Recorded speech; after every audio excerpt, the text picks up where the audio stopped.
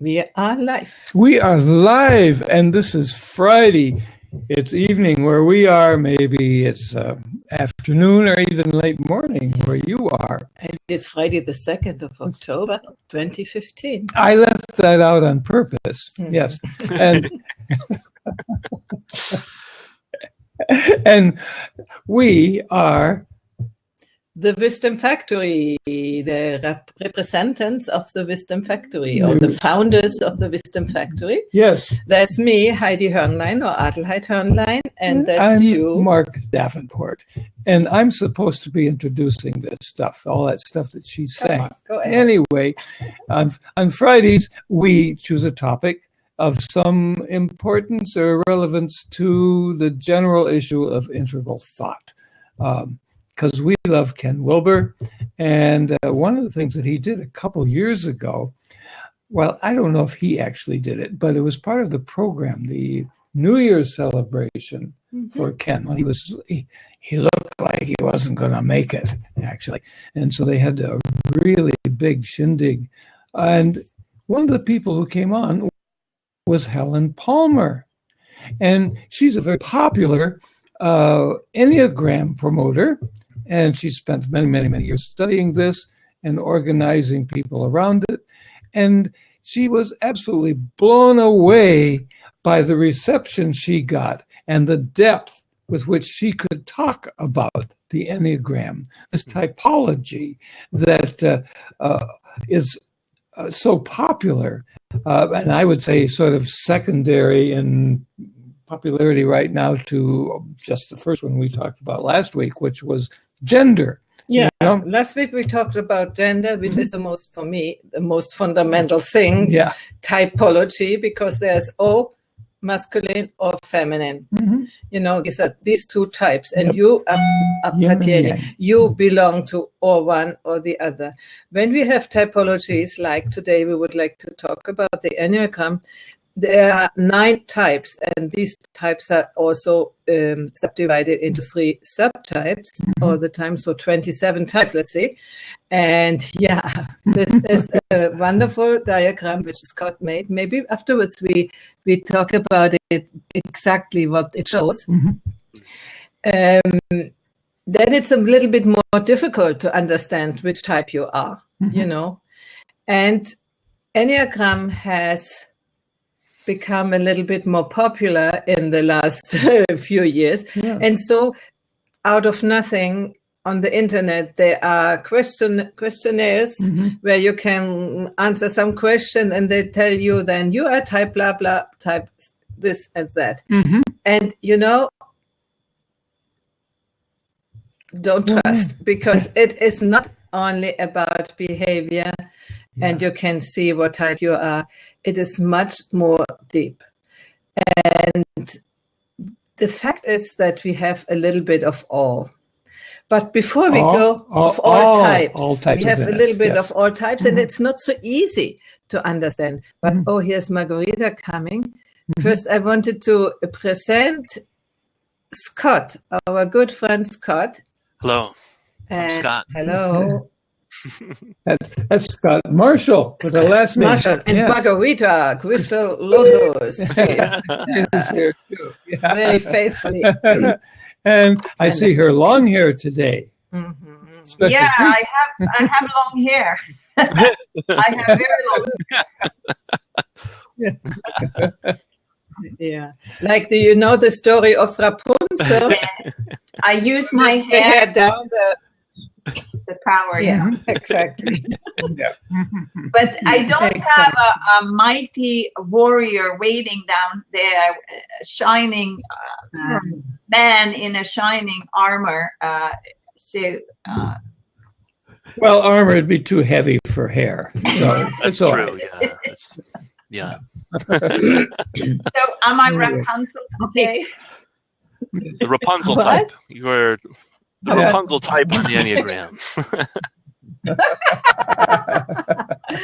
Yeah.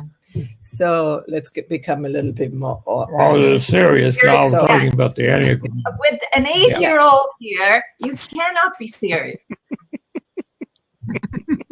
You are the 8-year-old. What type is that? Infantile type. Actually, we do know an 8-year-old, and she's delightful.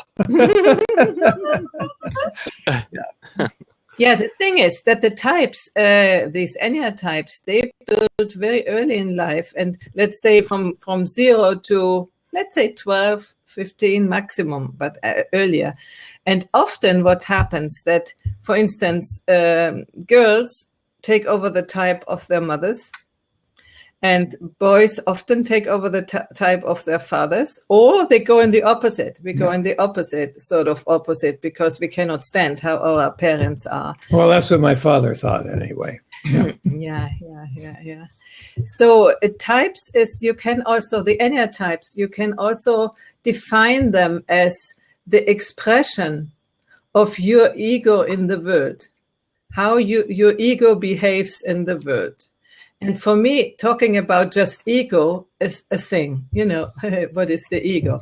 But when you begin to see how the conditionings work from your enneatype, then it's much more easy to understand what we call the ego is in your case. Because what for me is an ego behavior might not be for you, and might not be for Scott, and might not be for Margarita and whoever is watching. So it is giving, and we come here why it is useful to know that it is giving you directions to understand what your conditioning actually is. And this is conditioning that begins at birth, or maybe even before birth. Yeah, maybe even before. Before there's an ego of any particular substance. It's already being worked on unconsciously. Excuse me. Well, Mark, you need to actually follow Heidi's advice about the voice coming out, because when she has this kind of thing in the throat, you must be the man who stands up and talks very, beautifully. That's what I feel. This was the tea in the wrong tube. But thank you for speaking while she was having trouble, so I didn't have to jump in. That's right. So I would like to begin to ask you, and whoever then is watching, do you know what type you are? And then I would like to go into the characteristics of the types and do a little bit of exploration, because I feel somehow, how do you say, able to do that. I have done 5 years of a course in Enneagram with Claudio Naranjo, where we did experiential work to find out by experience what our enneatype is, and not by answering just a few questions. Because and that's what I said at the beginning, answering a few questions. When I did 2 of these tests, my real enneatype, which I had found out, came at the 3rd or 4th position. So it was sort of random. So I don't think these online tests are really very helpful. Then you cannot say that is my enneatype. You can have a look and read about this and explore it and say, is it really this, or may it be another one? But it's too random, too unreliable. Well, let me just be devil's advocate for a moment. Yes. So we got 9 enneatypes, right? With Scott, here we have it on the cell phone, the enneatypes. The 9 is right on the top, and there are several, like stars. It looks like a star, and they are connected in a specific way. The types 9, and then on this side is the 1 and the 2 and the 3 and the 4, 5, 6, 7, 8, and comes back to 9. And they are correlated between themselves in a very specific way. And when you go to our community site on Google+, the Wisdom Factory, you see this wonderful creation of Scott. Let me see if I can say it. Beautiful. Okay. Yeah, it's really beautiful. You can see it more clearly, and the lines between them, which are really important because it's a relationship. If you are one type, you have also wings. You are not this. Let's say your center is in one type, but you have quite a bit from the next types to you, right and left, and then you have certain movements towards another type, which lines growth directions, or growth direction or regressive directions, and which are not random. They are really predictable. Yeah, and this is also where the worth is, because when you want to grow out of the condition and go to the virtues, then it's important to know where to go. Well, I was going to be devil's advocate. Okay, now that was 5 minutes ago. Okay, you can go now. Well, why should I believe this instead of, what's astrology? What's the BS about astrology? What this Enneagram stuff? What the hell is that all about? Why I should don't we know. believe that? It's not about believing. Well, absolutely not. What? It's about observing yourself and seeing what you habitually do. I wanted to say, do you know what Enneatype you are? Margarita, do you know? I don't know which type I am. What do you think I am? I know you a little bit. It's difficult to know because there are some indications. For instance, my first idea was Enneatype 3 for you. Enneatype 3 is a person who is very efficient and is very the achiever, connected to beauty. Yeah, achiever? The achiever. Yeah, and beauty and certain aesthetics. For instance, an Enneatype 3 has order in the house and has always dresses, is nicely dressed, and has pajamas. Yeah, it doesn't show. They're very nice pajamas, by the way. I just cover it up with this little coat here. Yeah, and when they go to work, they are, really professional, and this is on the surface is what Enneatype 3 is like. I don't know if this applies to you, but it could be, because you are very, insisting and going forward and doing the stuff and really, excited in doing it. What an Enneatype 3 does often goes over their own limits with working. I hear you sometimes that you work and work and work and work. This 14 hours a day, yes. Yeah, this is. It looks like Enneatype 3. Might not be, but there are some characteristics of that. So we can explore it a little further. Let's ask Scott. Yeah, well, for a long time, I thought I was a type 4, which is, according to Helen Palmer's system, is known as the hopeless romantic or the tragic romantic type. And according to Wikipedia, if you look at type 4, it's the individualist. So it's a little different flavor. But for a long time, I thought I aligned with that. And lately, I think I'm more of a type 7 or an enthusiast, somebody who's doing it, coming from that particular angle. Although after kind of getting my feet wet with the listening, I downloaded the book to listen to actually, and when I run and I listen to a lot of, you could say, books on tape, although they're called audio books. I listen when I go for my run like this. I listen to that kind of stuff. So for me, I thought I was a type 4, and I kind of relate to it still, where there's a certain sense of, getting lost in one's own inner world or imagination, and then the gifts of the type 4 are artistic in nature, I think. And so that when I took the test online, it said I was a type 4 with a wing 2. Type 2 is a helper type. Mm-hmm. Jesus was a type 2. Jesus, yeah. But look how it happened when you got up on the cross, right? Yeah, big help.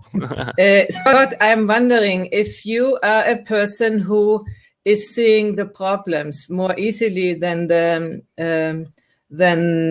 good things of what you meet, what you encounter. I don't think of myself as a glass half empty kind of guy, but I do definitely feel the world. I feel I can't help it. For a long time I did a lot of work to really try to block out or protect myself, my inner sensitivity, that kind of stuff.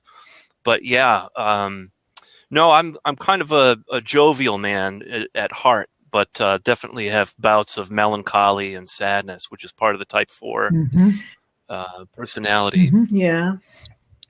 What I learned about type 4 is that it's, in my experience when I did the course, from 28 people, there were 2 men and the rest were all women. And what we are doing as a characteristic is suffer. Type 4 women? We use suffering for to bind other people in some way. Yeah. Complaining. And I'm wondering if you have that, because I have that. I'm type 4. I'm prototype of type 4.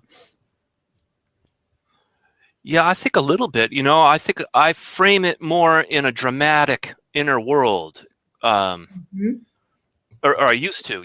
Frame it in a more where I become too overwhelmed with the taking on too much inside. So it's kind of like my boundary, where there's the flexible boundary that we all have. I want to include more in it, and sometimes it feels like I don't have a boundary. It's just like a big, I'm like a tree in the middle of a field being blown away by wind, something like that. So see what I mean by dramatic. So that's part of that. But I think lately I've identified with more of the type 7, which is somebody who is trying to move on to the next thing, or trying to get lost in the next thing. So the question for you is, because on the right side of the Enneagram, there is the feelings types, and on the left side are the mental types. So when you say your basis is feeling, then I would say you are in some way on the right side of the Enneagram. So between 2 and 4. Yeah. Definitely, I like the type 2. I've been when I work in the special needs world, special education, that's a natural type 2 type profession, like nursing and it's like service-oriented type 2. You really want to help people more than you want to help yourself. In fact, you don't even care about helping yourself. You're so overwhelmingly focused on helping others. That's a type 2. This is type 2. Yeah. And the question is, and now we come to the more deeper things of the Enneagram. What is the motivation behind? Because people can help in more or less in all types, but it's a little bit, what is it really behind? Why do we do things? What's the fundamental motivation behind this need to help?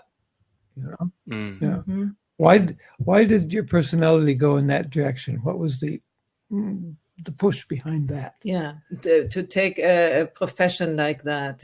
This might, if you think about it, might give you an idea of if it is 2 or 4. I don't know. I cannot say that. It's an exploration,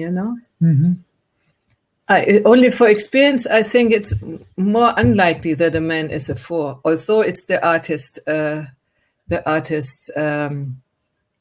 group. How do you say? I'm not sure what the word is, but but we go, when we are under stress in 4, as far as I remember, we go into the 2. We adapt the 2 identity of although we are not two, you know. Yeah. And for us the resolution would be to go to one, be more secure, be more direct for force, you know. And one is the perfectionist. One is the perfectionist. Neat. And a lot of people have a type 1 wing, you know, where they're type, and then there's a connection to the perfectionism. Two would have a type 1 wing. Do you see that? Or type 1 or type 3? Yeah. Both, you know? Yeah, definitely type 1. My father is I believe, a type 3 with a wing 1. So he's the achiever with the perfectionism drive. There's a hidden drive for him, perfection in a certain way, you know. So well, I can relate to all of these types now. Yeah, that's an important point. I am a healer, right? I'm an intuitive healer, and I help specifically women to overcome, see what the problem is, and then guide them through it. And I'm also an artist. I mean, I like art. It's like, it's like, you know, this would for me, now hearing you say that, confirm that you are a 3, because 3 has the wing 2, the healer, and has the wing 4, the artist, you know. So this would be a good guess, let's say. Well, you're very perceptive, Heidi. You're always very perceptive, giving good advice too. Yeah, and my Enneatype 4, I'm Enneatype 4, and I have a wing to 5. Enneatype 5 is the person who is very rational, very intellectual, and also closes themselves away from social life.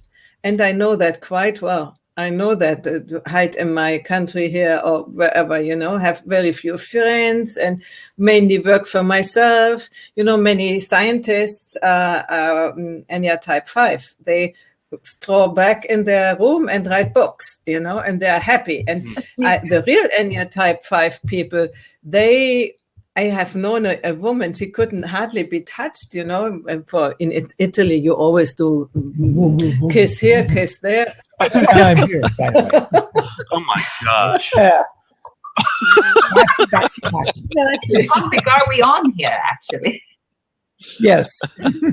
And she couldn't, for her it was horrible, you know, and she learned it a little bit, but she always wanted, she was in the back, you know, she was silent and hardly spoke up, but observes. They observe the world. They are the researchers. They are not stupid at all. You think, oh, this person never, you know, but not at all. They see everything, you know.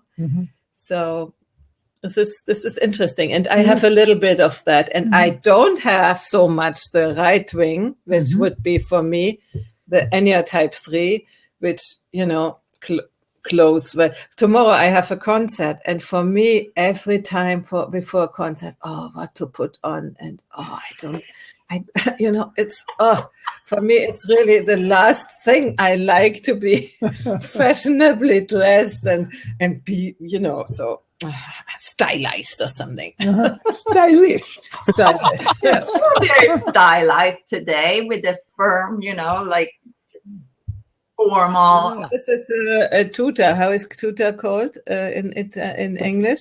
This is a sports thing. Yes, a sports outfit. Look very formal.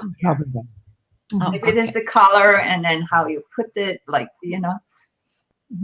Okay, good.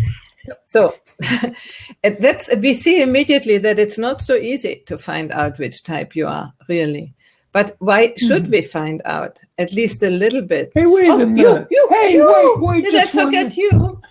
Oh, gosh. Why do I always have to bring the attention back to me? Because you want it. Yes, I do. Yeah. Well, I've kind of concluded that I'm a type 6, which has some 5 in it and some 7 in it. And so I can relate to, the researcher, the drawback, the being by oneself. I've lived by myself, for several years, and it was fine in many ways. And also the 7, the dilettante who wants to try out new things but doesn't really want to commit to them. Whoops, I just hit the microphone. At first time, though, that's not bad. But in between there, the bulk of my characteristics seem to be a 6. And the thing that has struck me about that is that while all types have some fears that their egos are combating, the fundamental characteristic of 6 is fearfulness.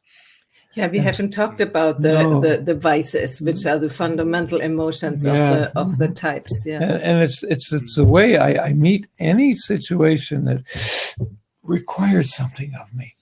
What? Oh, I don't jump into things very much. I have to be talked into and cajoled, or she has to be very patient and allow me to get used to it. It's okay. Ah, come on. Yeah.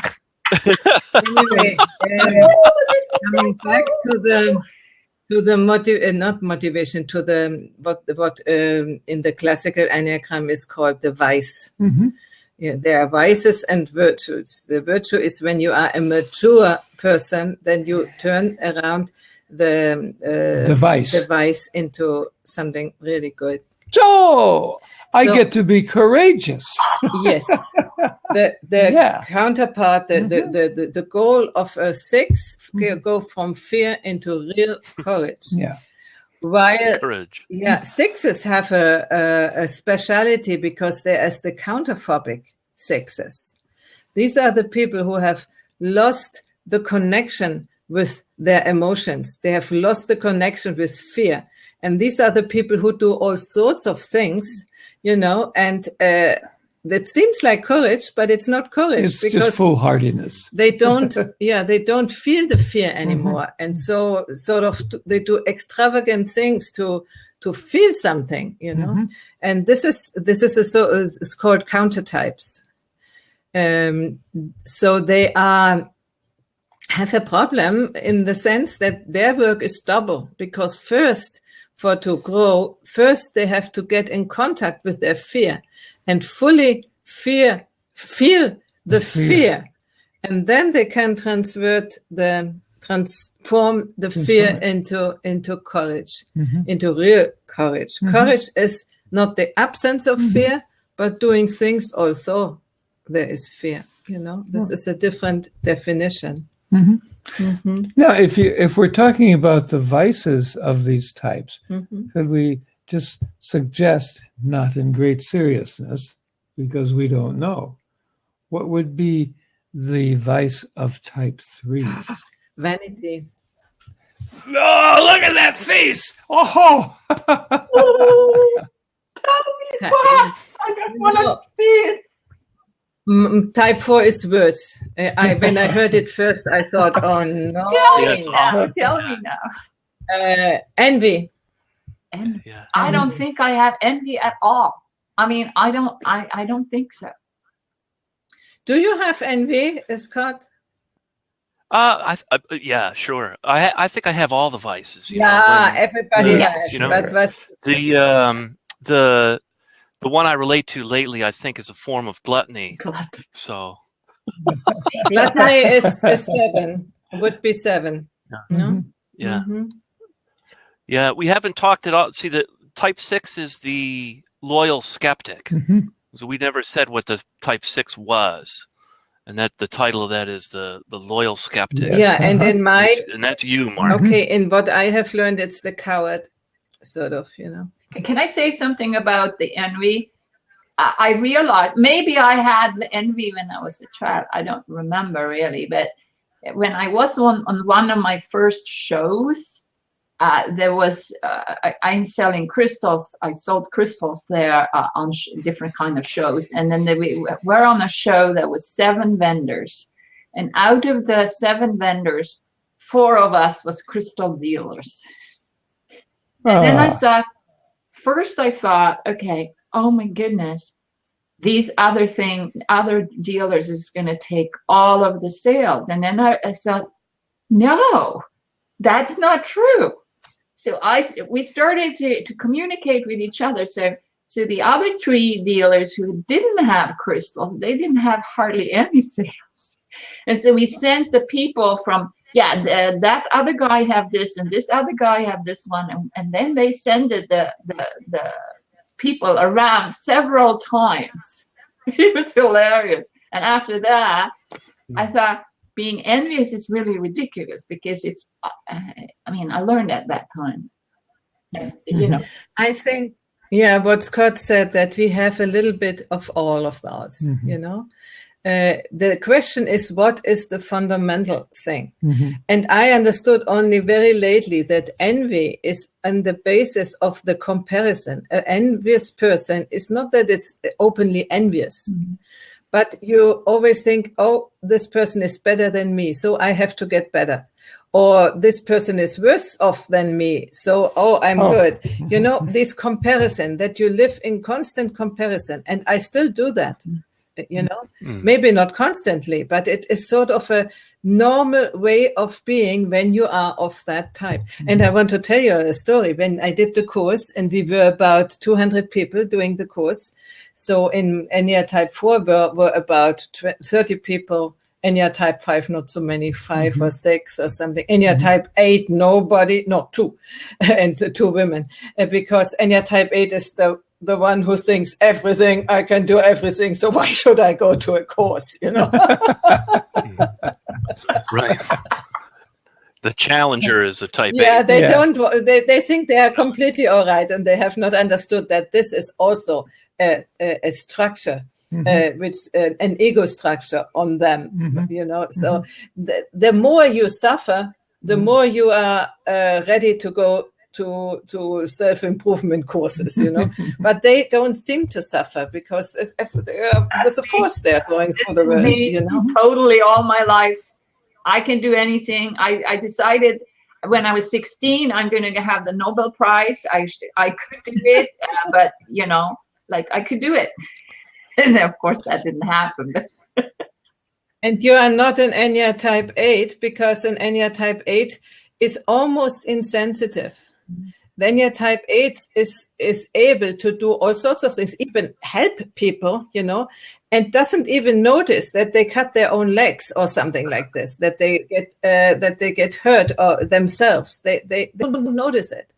So, you know, this is a missing sensitivity towards themselves. And really, great not, how do you say, quite a bit. It's not just a little bit that, like, he sometimes is hurting himself because it is not attentive. It's really in a big way. They just go, you know, like old warriors, you know, who just go in the middle of the enemy and then they get shot. But, you know, something like this. They are so driven by their mission of doing things that they don't take care of themselves, missing self-care. And I don't think you have that. Not right now, but I did have some tendencies of that before I woke up. Oh, sure. We have tendency, a little bit of all. That's what I'm saying. But finding out where is the main thing, which is you, which is really you representing you. Yeah. And when you get that, then you understand when certain things come up, like me, the melancholy and the depression and blah, blah, blah. And I want to go into this, good times. And why is it now like this? I catch myself. I say, oh, that's not me. This is the ego structure in which I am in, and I can go out.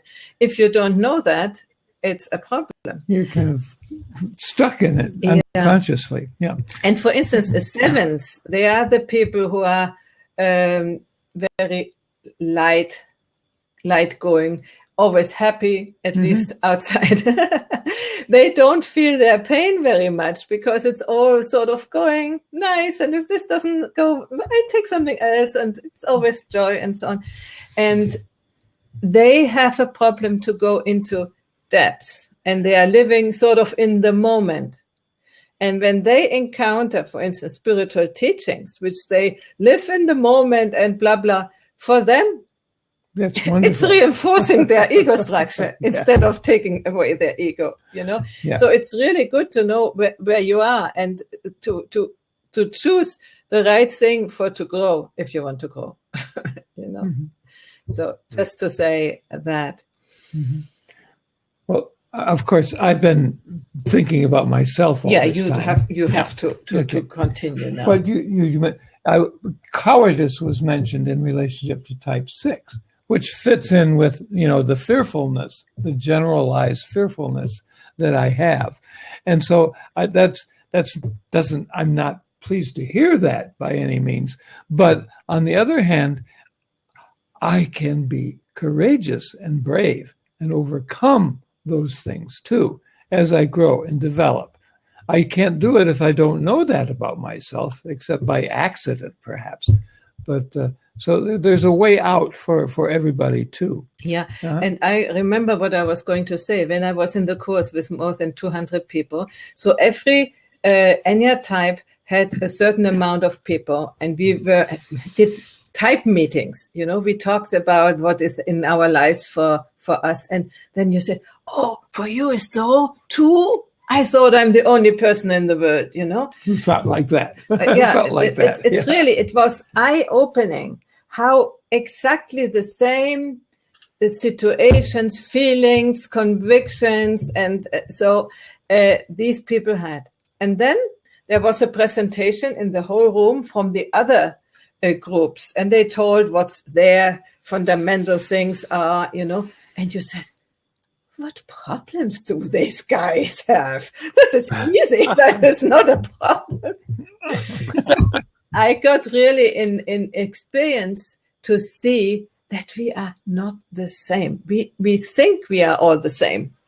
Well, no, actually, I thought people were just sort of imperfect versions of me. Yeah, actually. yeah. And you see that what is so important for you and where you are struggling with, the others just don't. And before I understood this, I thought the others just, you know, they for sure have the same problem. They cannot just not have it because it's clear that you have problems with that, you know. It's not. They see the world and live the world in a completely different way. And so coming back then to what my idea was with relationship things, you know, when you know that your partner doesn't react in a certain way as you would react, it's not because he's wrong, but it's because he has another structure. And it's really predictable how he will behave as long as he is in a unreleased Enneatype and not she. Right. It's not grown up. And you can see in certain situations, people of this type react in this way, of this type they react in this way, and this type they react this way, and so on. And for me, it was really eye-opening. And so I understood much more the other types, and first of all, my type. So it's not about just filling out some questionnaire. It's really much more. So is Donald Trump an 8? I don't know him. Trump? Yeah, I know. I have seen twice. Something. Well, he has beautiful hair. He has something under his hair. I know that. Yeah. Don't touch the hair. Don't touch the hair. No, I don't. No, we can't say that.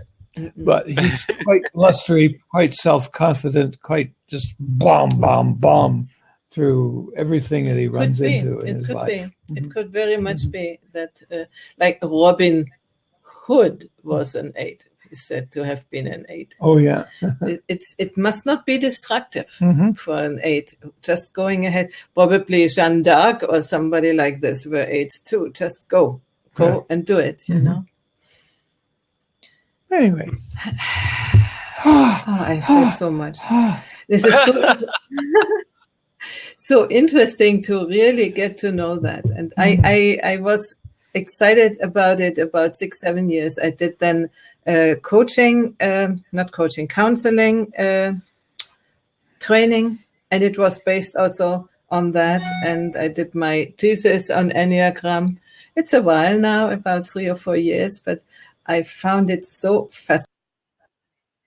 fascinating. And when we could get that a little bit better, not together, the rest of integral, because at the moment there are all these streams sort of apart. They are not really connecting yet, you know. Then this, for instance, for me, the question was, how does it fit in with the levels of development, you know? Oh, my goodness. That's a study in itself, how all of these would be expressed at different levels. Yeah. Another layer of complexity for sure. Yeah. One of the types we didn't talk yet about is type 9, which is the peacemaker or the mediator. And I have a twin brother, and I'm a minute older than my brother Greg, and he's a type 9 according to the Enneagram. So for him, he's I describe it kind of like as if you have a duck, and the duck here up, you know, on top of the water, it looks very calm and peaceful. But then underneath, the duck is going like this, you know? So there's kind of like he wants to keep the peace. And there's a great lot of effort inside for him to do that. So, Yeah. Dedication to, for instance, the parents or to whoever it is, it's all taking care a lot of the others and losing themselves. Right. Yeah. What I have learned that they are somehow hollow. They don't really know they are, you know, but because they are defining themselves and in doing what they do, trying to get peace. Yeah. Outside oriented, not to the other people, to get them together in a... Yeah, and when everybody gets happy, then they can be What okay. is the positive things about the 3? Right. The positive about the 3? Oh, there's nothing, not much at all. Oh, come on. Love and recognition. Love and recognition is the basic proposition for type 3. Yeah. To be recognized, to be seen, probably is a big deal. Yeah, and also the beauty thing, you know, they have really a sense of aesthetic, really an expression of beauty. Yeah. And I see that in you, It's a Margarita. big chunk of your life. Yeah. When I saw your little periscope from your place, you know, I saw the love for the beauty which you took with a camera. Really, I can see that. Awesome. And when we are feeling types, and you are near the 4 also, the 4 seems to be the most deep type, which goes most in deep by themselves, you know, internally, yeah, and spiritually they have a good chance to go down in depth by themselves, you know, because they enter into these dark nights I've done that many times. of Yeah. and this is can be destructive if it ends up in destructive depression. And it can be very positive because you have the possibility to go into the deeper spaces of spirituality. While what I heard about the other opposite part, the 9s and 8s, and so they have a little bit more problems, and 1s too, you know, because they are more in the outside world, outside oriented, you know, having to do making peace, for instance, or fighting for something, or making order. No, so they acting are in the world. Getting a little bit of breaking up on there, so. for me at least. Yeah. The image is breaking up a little. Sorry. And the Enneatype 2, what is your? They froze. They froze. So now we can talk together. Okay. You first, Yeah, Margarita. that's very amazing because I mean, so excited. Not on this topic. We got one person signed up for our thing. Yay! today. You see, you have to create it first, and then, you know, you've got the people first, and then you can create it, right? If you build it, they will come, no, it's right? The other way around. You get them. Oh, the other way around. Then you create it. The other way around.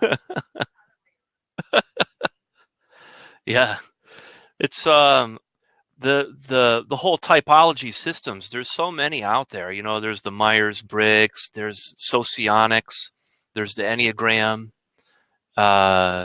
You know, it's important to keep in mind that you're not, like, just because you type a certain way doesn't mean that that's, you know, set in stone. I think that you have a core type, but you change, and it's the beauty about being a person, is that there's a flexibility to your ability to grow and evolve, and based on the choices you make. So that's one of the things I wanted to add. You know, there's 9 types in the Enneagram, and it's complex. You know, there's a lot of depth to it. But one of the things Helen Palmer says in her book is that if you develop a meditation practice, like a witness practice, where you're able to look, you have your thoughts, but you aren't your thoughts. You know, you're able to look at what's going on. That's essential for any of the types. And in fact, you start to see, like I think, Margarita, you were saying, that you're a little bit of each type. You know, there's a little bit of that whole matrix of types in us all. Yeah. And then Kasia Shiel, he says, or she says, I'm a positive and happy guy. Should I meditate some more? Nasim, that's Nasim. Okay. Nasim. Yeah. Yeah. Why not?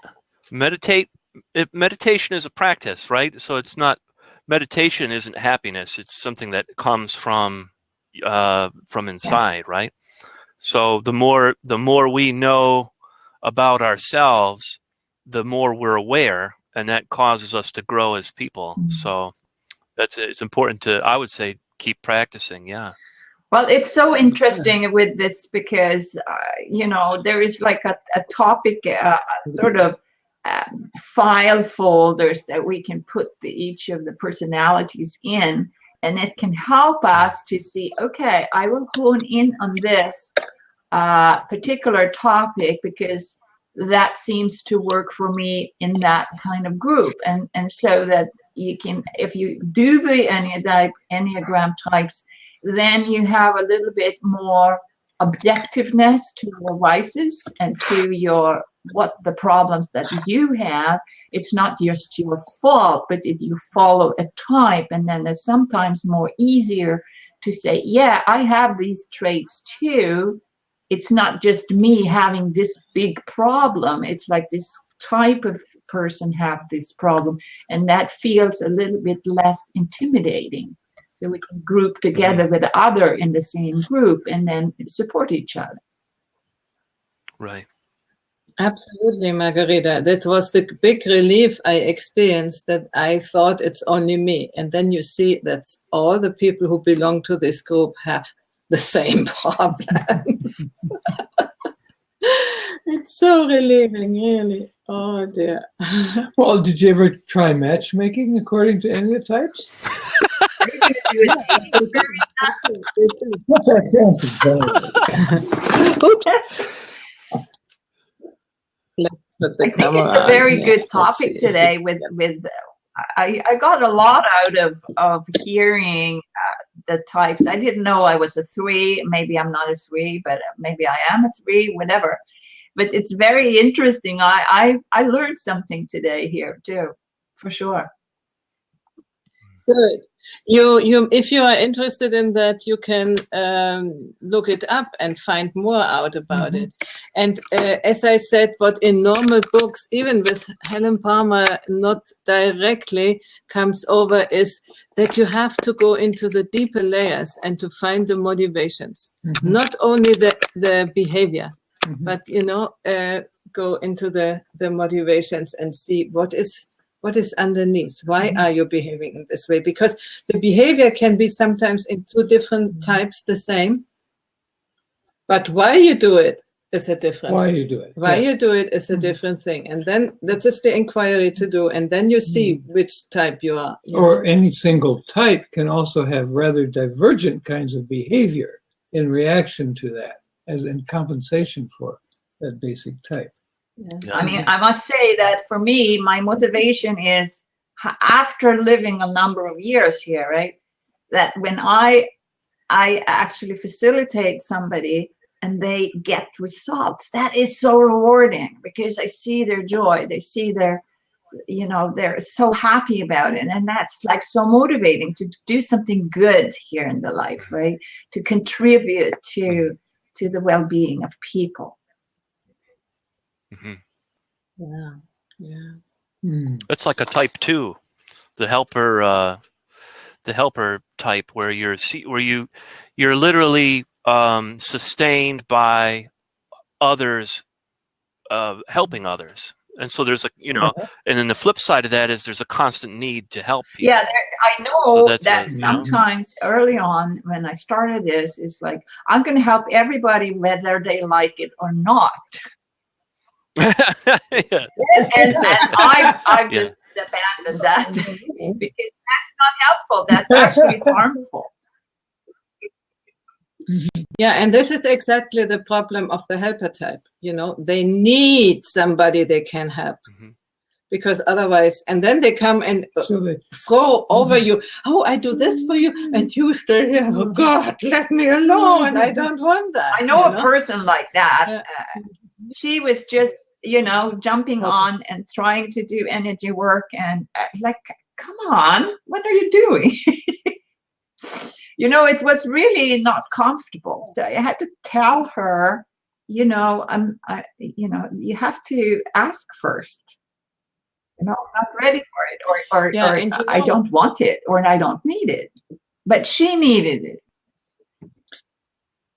Yes. Yeah. And these are the clear enneatypes. You know, when something like this is so dominant, you can say this is type 2. But this is not normally so. There are some people who are very, very clear at the representatives of the type, but the others is more difficult, you know. And the more you grow in your personal growth, the less these ego structures, which I call ego structures, the type structures, the less they are evident, because you learn to overcome them, you know. And so when you have done quite a bit of growth work, it's really, really difficult to get down and understand it. When you are at the beginning of a personal development story, it's quite obvious where you are. But do we need them later? You need some. Do we need these types later? Is there other tools above the Enneagram types that you can use? Isn't there other tools that also brings you further? I mean, you could use the Enneagram thing for when you're starting out and in the middle, and when you do the scrubbing, the growth scrubbing of the persona, right? But then isn't there other spiritual practices that hones those skills even further above that? Yeah, I am witnessing this in my life. I don't know, it was 2 or 3 years ago that I began to get interested in the Enneagram. And one of the things that I found along the way was a site that sends me a message for type 6, you know, like 3 or 4 times a week, you know, and I read it, and, oh yeah, oh, and sometimes, oh yeah, really, you know. But anyway, they were talking to me in some way. That's what I felt, because they were addressing me as a type. And so for a couple of years, I've been getting these messages continually, and now I'm getting bored with those messages. You know, it's like I've internalized much of this information. I've applied it to myself to some degree, and now let's move on to more interesting things than just fixing me. You know, let's move out into the world. Maybe do some real work, you know, promote a larger scale of activity than just this personal stuff. This is a little bit what Lawrence does with his work, only that I think that work really goes into the deconditioning of these things, you know, while Enneatype, it's not so much about deconditioning. It happens when you understand it better, but it's more about analyzing and seeing where you are, what it is, and becoming aware of these things. But the more you get detached from these characteristics, the more you grow up, logically, you know, and the less you are dependent on these things. So for me, it is important to know your own, so you know your own, how do you say, episodes, when moments come, and you can reinforce yourself and say, oh, this is your type, that's not you. This is on one hand. On the other hand, where it is important when we work with people or stay with people, to know what they're doing just now is not them, but their type acting out. And so you can maybe avoid to be angry because you know that's not against you. It's just how they act and react and on certain things. But there is something beyond type to who we are. Yes. Absolutely. Absolutely. Yeah. Wow. Thank you, Nassim. He stopped in for a while and tweeted, and I will retweet it. But I think we have come to the top of the hour, and we have worked out a little bit what it is with these Enneatypes. For me, it's fascinating if you want to learn something about yourself. Yep. And Claudio Naranjo? Claudio Naranjo was one of the pioneers of the, he is now about 80 or something.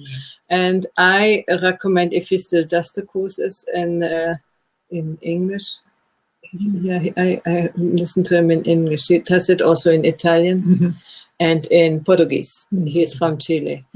And it was, at the beginning, it was a month-long course. I did it 10 days at a time, living together in 200 people for 10 days. And I think now he has reduced it to only a week. But it's still very potent. The thing is, nobody can pay any more a month or stay away for a month. That's expensive. But I'd also recommend Helen Palmer, who I guess you have been using also, Scott. Yeah, a little bit. Yep, that, and there's a book by Almas, A.H. Almas, and he wrote a book on the spiritual aspects in a whole different way than Helen Palmer did about the Enneagram. I recommend that one too. There's another one, it's Rice, and this other I've forgotten, where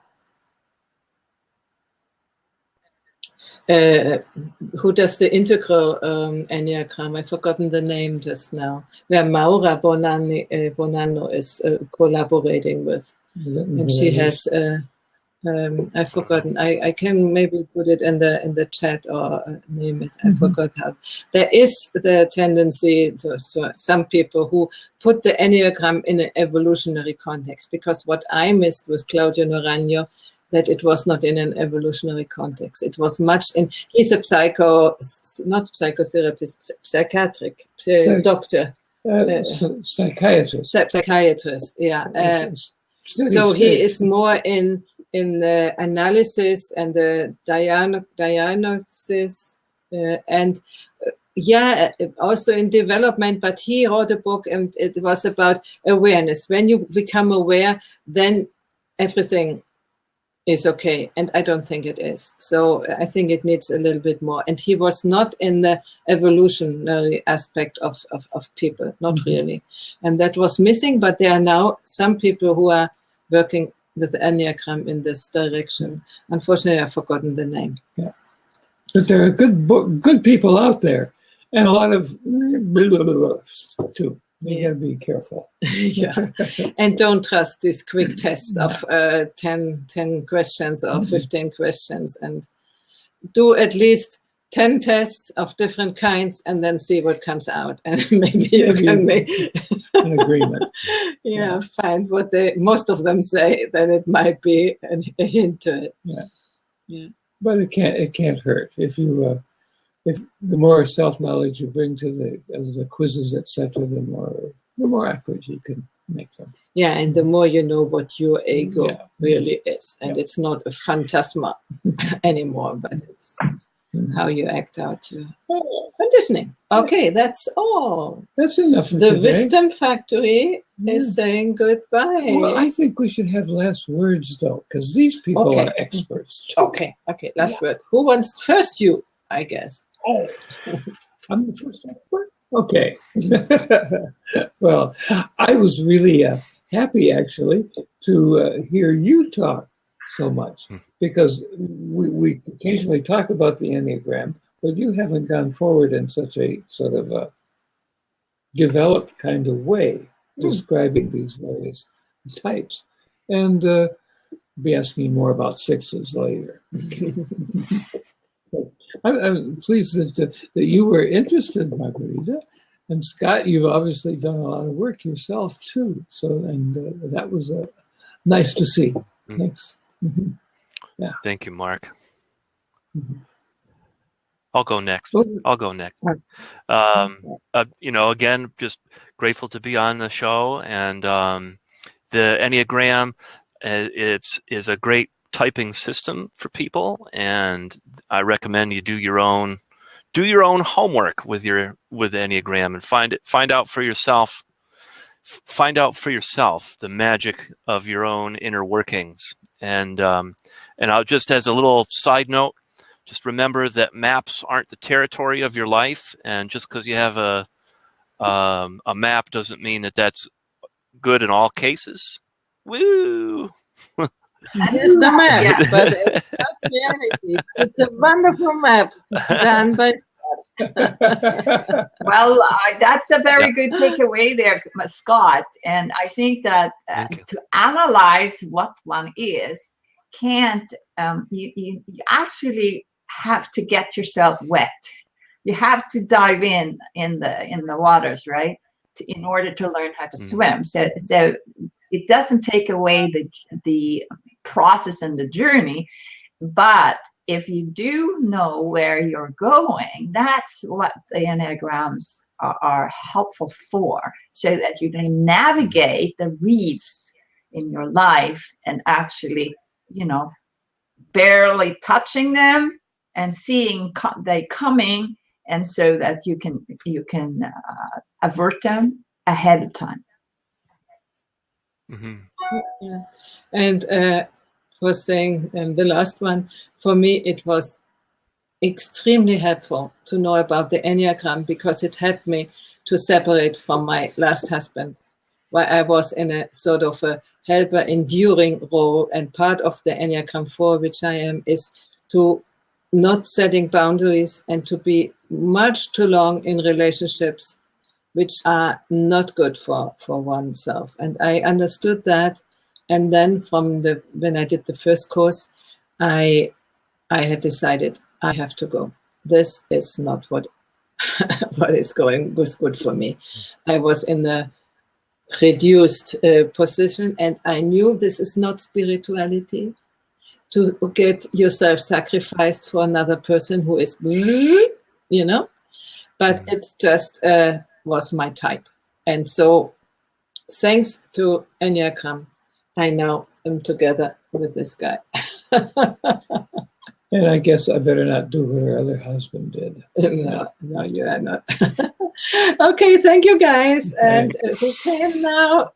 Great you are here, and hope you can listen to the replay and connect with us if you want to know more and join us in the community, the Wisdom Factory on Google+. There's also one on Facebook, but not really very active. And we are more oriented to Google+. And and you can connect with us on Twitter and join us next Friday. Yeah. Indeed. Okay, bye-bye. Bye-bye. Bye. So long. There we go. Bye. Bye.